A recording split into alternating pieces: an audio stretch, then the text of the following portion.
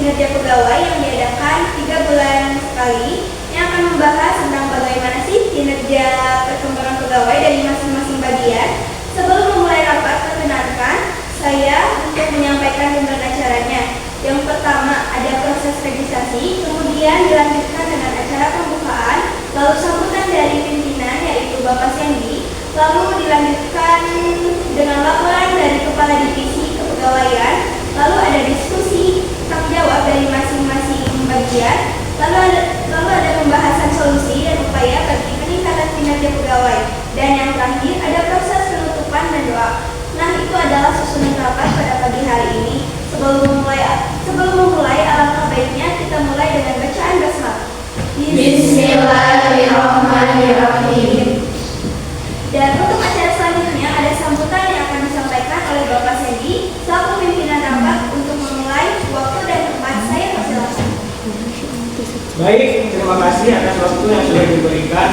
Assalamualaikum warahmatullahi wabarakatuh. Waalaikumsalam warahmatullahi wabarakatuh. Selamat pagi, salam sejahtera bagi kita semua. Pertama-tama, marilah kita panjatkan puji dan syukur atas kehadiran Tuhan Yang Maha Esa, karena atas berkat dan rahmat-Nya kita semua dapat berkumpul di pagi hari ini. Dan terima kasih banyak pada rekan-rekan yang sudah hadir pada rapat kali ini. Kita akan membahas kinerja upaya peningkatan kerja pegawai. Semoga dengan adanya rapat kali ini bisa menambahkan kinerja perusahaan agar menjadi perusahaan yang lebih baik. Terima kasih. Terima kasih banyak kepada Bapak Sandy atas sambutannya. Acara selanjutnya adalah laporan dari Divisi Kepegawaian, yaitu Ibu Selina. Pada Ibu Selina, waktu dan tempat saya persilakan. Baik, terima kasih atas kesempatannya Ibu Santika. Nah, di sini saya akan melaporkan hasil evaluasi kinerja pegawai selama 3 bulan terakhir.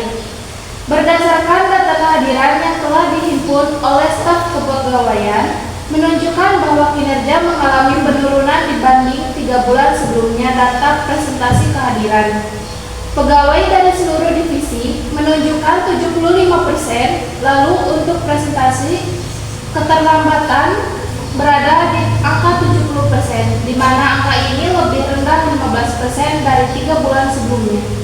Nah, bahkan dalam 3 tahun terakhir pun perusahaan ini tidak pernah menyentuh angka penurunan ini, diakibatkan oleh banyaknya pegawai yang mengambil cuti di hari libur. Kemudian untuk tingkat keterlambatannya diakibatkan oleh yang tidak disiplin waktu.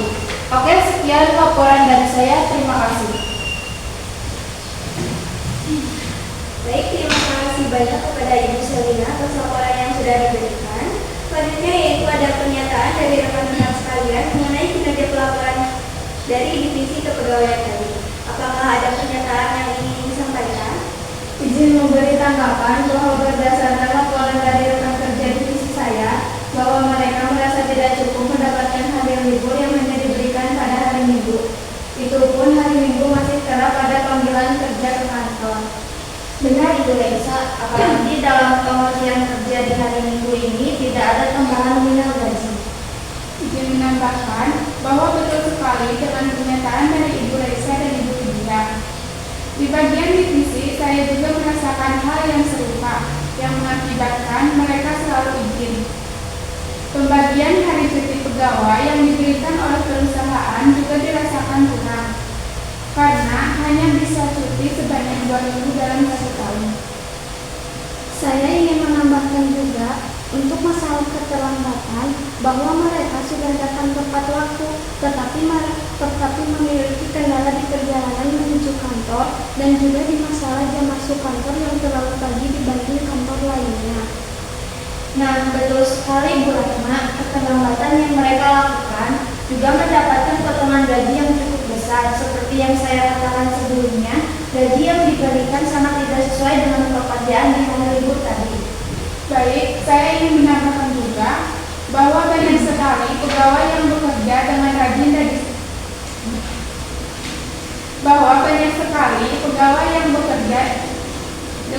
dan disiplin sebelumnya. Namun, kurang tidak adanya pemberian motivasi berupa reward atau sedikit kenaikan gaji. Tingkat kinerja mereka semakin menurun. dari hari ke hari. Terima kasih. Baik, saya rasa sepertinya sudah tidak ada yang ingin menambahkan lagi. Oke, terima kasih kepada staf produksi dan pemasaran yang tadi sudah menyampaikan pernyataannya. Selanjutnya kepada Bapak Sindi, apakah ada yang ingin Bapak sampaikan? Baik, setelah mendengar pernyataan dari staf, tadi saya rasa itu adalah masalah yang cukup berisiko bagi keberlangsungan perusahaan ke depannya. Dan selama ini memang masalah tersebut terjadi karena kurang adanya pantauan dan perhatian.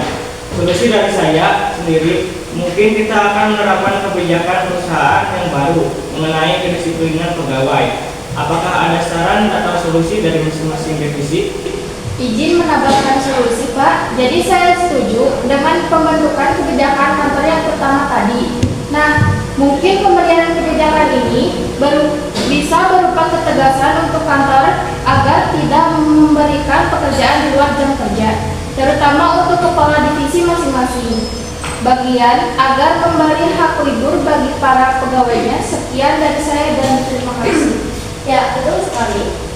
Di sini saya ingin menambahkan, mungkin jika memang benar-benar ada pekerjaan dari libur pegawai, bisa diberikan di luar dan untuk hari cuti yang kurang bisa ditambahkan, Pak.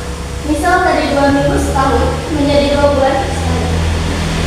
Saya setuju apa yang dikatakan oleh Bu Risma dan Bu Salima, bahwa berikan reward kepada para pegawai, bentuknya pun tidak harus berupa uang, bisa mengenai pemberian piagam sertifikat atau sebagainya, agar mereka termotivasi. Lalu untuk masalah keterlambatan, mohon diberikan toleransi kepada para pegawai. Toleransi dapat berupa notis pegawai yang melakukan keterlambatan adalah 3 kali dalam sebulan. Selebihnya keterlambatan mereka dipotong gaji sebesar 50.000 saja. Kita juga harus mengadakan pelatihan dan tugas pegawai yang harus rutin dilakukan agar para karyawan memiliki kepribadian yang lebih tertata dan terbentuk ke depannya. Pemberian kebijakan yang baru juga bisa berupa pemberian jam kerja yang lebih masuk akal lagi. Karena dari pemantauan saya jam kerja, pegawai itu jauh dari aktivitas kerja, di mana karyawan harus datang pukul 6, sedangkan pekerjaan ada di pukul 8. Baik, saya rasa sudah tidak ada lagi yang ingin menambahkan solusi. Terima kasih kepada Ibu Kepala Divisi. Selanjutnya kepada Bapak Sandy, apakah solusi yang disampaikan dapat diterima, Pak? Untuk solusi-solusi tadi sangat bagus dan sangat diterima oleh saya. Dan semoga dalam kebijakan yang baru nanti semua dapat terwujud di perusahaan kita selanjutnya. Tepat sepertinya sudah dapat diakhiri karena waktu sudah menunjukkan pukul 10:51. Untuk itu saya kembalikan kepada Sartika.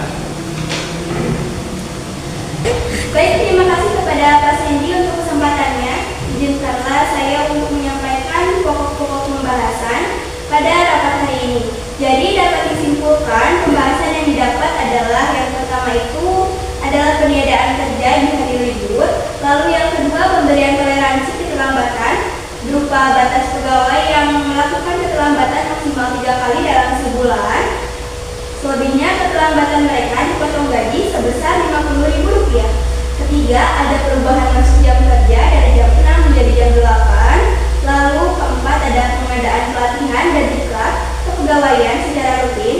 Lalu ada yang terakhir, ada pemberian reward rutin pada para pegawai berupa piagam atau sertifikat dan sebagainya.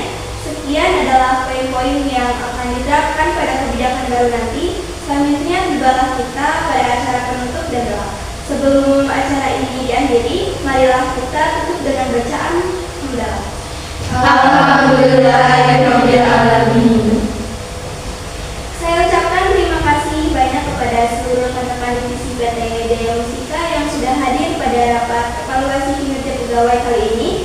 Dan terima kasih untuk Bapak Sandy selaku pimpinan rapat pada hari ini yang sudah hadir sehingga rapat dapat berjalan dengan semestinya.